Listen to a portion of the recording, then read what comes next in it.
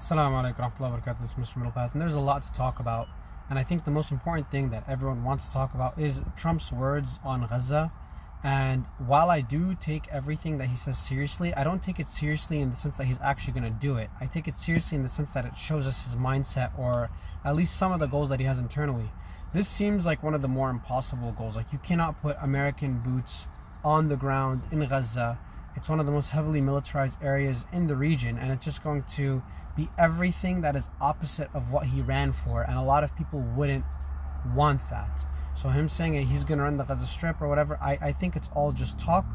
Perhaps what he's trying to do is push the countries in the other areas to say, accept the Palestinians or else we're going to do this. But it seems to be more hot air or wishful thinking. I do think he does want to solidify his legacy, and one way to solidify our legacy is to be the guy who found out how to make peace in the Middle East. But also, he can't go against the plan, so to speak. Like, he can't just tell Israel to be the one to leave.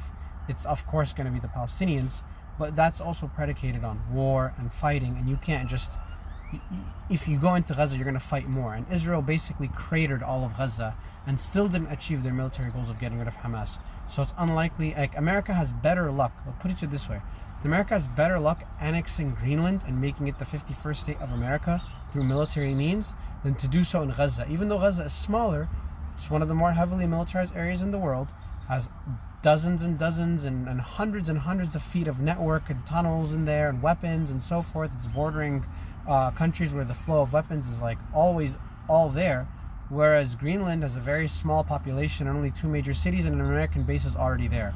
So I'm not taking his words too seriously, although I do think he is serious about clearing out Gaza and having them move and live in different areas, and he thinks in his mind, that's a good thing. In terms of the trade wars, we can see how the trade wars and the tariffs got him what he wanted, and it does seem like he does want to focus inward, but how much he wants to focus inward versus how much he wants to solidify his legacy, it's really hard to tell, and no one really knows. I think one thing we really need to look out when it comes to like geopolitical analysis is China, right?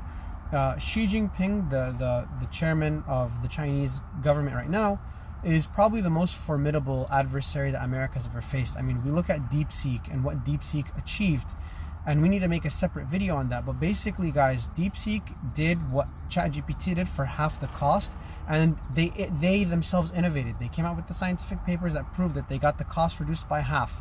They got the time and the processing time reduced by half. And all of the tech bros in the United States are seething right now and coping because they're not used to that. Right? They're not used to that competition. Peace out, guys.